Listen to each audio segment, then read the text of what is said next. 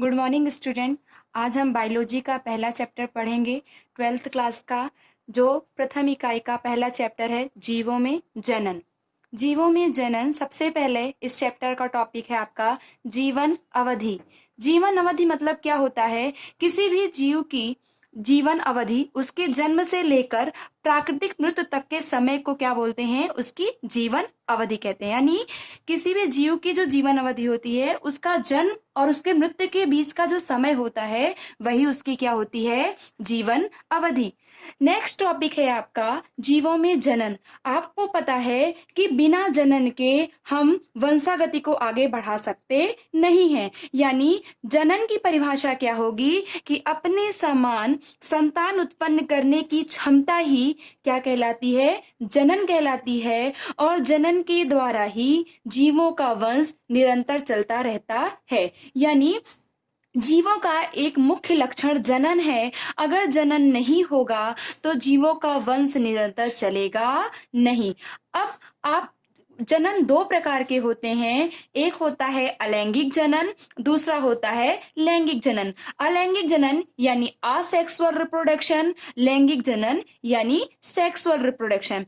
अब हम सबसे पहले पढ़ेंगे अलैंगिक जनन के बारे में। अलैंगिक जनन क्या होता है?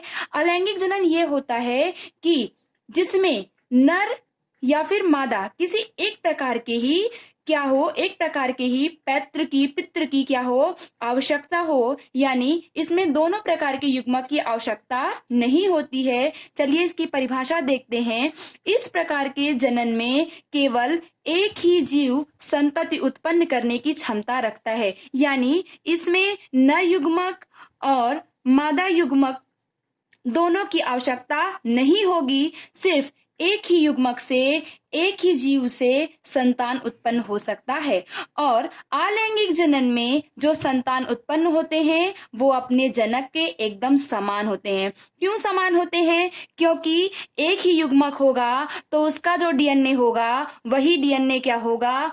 उस संतति कोशिका में आएगा। इसलिए कहा जाता है कि अलैंगिक जनन जो होता है उसके दौरान प्राप्त होने वाली जो संतान होती है हमेशा अपने पितृ के क्या होती है? समान होती है। क्यों समान होती है? क्योंकि जो डीएनए पितृ में होगा वही डीएनए संतति कोशिका में आएगा।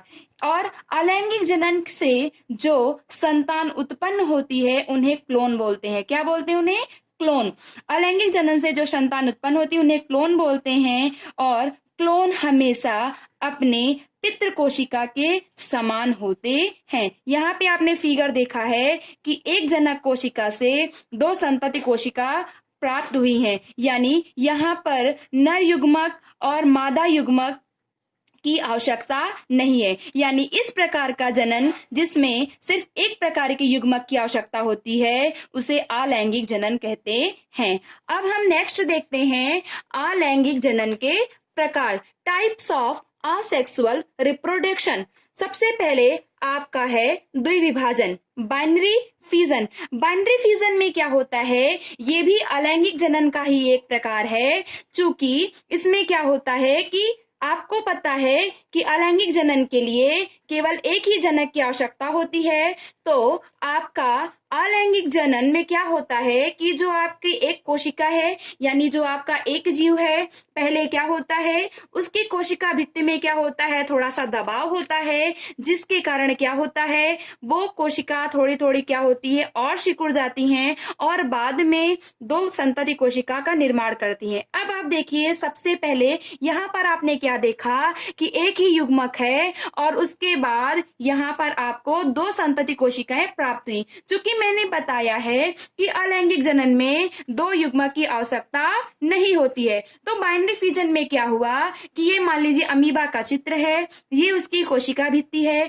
सबसे पहले ये अमीबा का जो डीएनए का स्टैंड है वो यहाँ पर डबल हो जाता है और बाद में जब कोशिका भित्ति पर प्रेशर पड़ता है तो दोनों ही डीएनए आपका अलग अलग हो जाता है और बाद में ये कोशिका भित्ति क्या होती है? अलग अलग हो जाती है। इस प्रकार एक युग्मक से दो संतति कोशिकाओं का निर्माण होता है। इसका एग्जाम्पल है प्रोटोजोआ संघ के जितने भी जीव हैं, अमीबा, युग्लिना आदि। अतः द्विविभाजन की प्रक्रिया में एक ही जनक विभाजित होकर दो जीव का निर्माण करते हैं। चलिए, अलैंगिक जनन का आपका दूसरा प्रकार है मुकुलन। मुकुलन में क्या होता है कि एक ही जीव में से एक मुकुल निकल आता है। मुकुल का मतलब कि उसी जीव में से उसका कुछ थोड़ा सा भाग उभर आता है और वो भाग क्या होता है, टूट कर अलग हो जाता है और वही टूटा हुआ भाग एक नए जीव का क्या होता है, निर्माण करता है। चूंकि जनन का मतलब क्या होता है कि एक नए जीव का निर्माण करना, और चूंकि ये अलैंगिक जनन की प्रक्रिया है, इसलिए आप यहाँ पर देख रहे हैं कि एक ही हाइड्रा से एक नए जीव का निर्माण हो रहा है। तो चलिए मुकुलन की परिभाषा देखते हैं। इस प्रकार के अलैंगिक जनन में जनक के शरीर से मुकुल बनता है और यह जनक के शरीर से अलग होकर नए जीव का निर्माण करता है। Example hydra. चलिए, तो यहाँ पर आपने देखा कि ये आपकी पितृ कोशिका है और एक ही पितृ कोशिका से यहाँ पर एक नए जीव का निर्माण हो रहा है, यानी ये भी एक प्रकार का जनन है। ठीक है, चलिए नेक्स्ट है आपका बीजाणु जनन, स्पोरोलेशन। इसमें क्या होता है कि एक जीव होता है, यानी आप इसमें पेनिसिलियम ले लीजिए। पेनिसिलियम इसका एग्जाम्पल है। पेनिसिलियम में क्या होता है कि उस पर दूसरे बीजाणु लग जाते हैं और वही बीजाणु अलग होकर नए पेनिसिलियम का क्या करते हैं, निर्माण करते हैं। ये भी अलैंगिक जनन का एक प्रकार है। चलिए, अब बीजाणु जनन देखिए किस प्रकार होता है। इस प्रकार के बीजाणु जनन में जीव बीजाणु उत्पन्न करते हैं और वही बीजाणु अंकुरित होकर नए जीव का निर्माण करते हैं। यानी ये भी जनन की प्रक्रिया हुई कि यही बीजाणु अंकुरित होकर नए जीव का निर्माण करते हैं। Example Penicillium. चलिए, अलैंगिक जनन का नेक्स्ट आपका प्रकार है खंडीभवन, फ्रेगमेंटेशन या फिर विखंडन। फ्रेगमेंटेशन की प्रक्रिया में क्या होता है कि इसमें कोई भी जो सजीव होता है उसका जो शरीर होता है वो क्या होता है, उसका भाग टूट कर गिर जाता है और प्रत्येक टूटा हुआ भाग एक नए जीव का निर्माण करता है। यानी आप यहाँ पे भी क्या देख रहे हैं कि एक ही जीव है, एक ही युग्मक है। आप देख रहे हैं कि एक ही युग्मक है और वही एक युग्मक नए जीव का निर्माण कर रहा है। ठीक है ना। तो चलिए खंडीभवन की परिभाषा देखते हैं कि इस प्रकार के जनन की प्रक्रिया में जनक कोशिका खंड से टूट जाती है और प्रत्येक खंड द्वारा नए जीव का निर्माण हो जाता है। चलिए, एग्जाम्पल इसका यूलोथ्रिक्स और स्पाइरोगायरा, ये प्रकार की शैवाल है। ये है आपकी स्पाइरोगायरा की शैवाल, ये है स्पाइरोगायरा। स्पाइरोगायरा का एक एक खंड टूट रहा है और टूटकर एक नए स्पाइरोगायरा का निर्माण कर रहा है। ये है अलैंगिक जनन के खंडीभवन की प्रक्रिया। नेक्स्ट है आपका पुनरुद्भवन।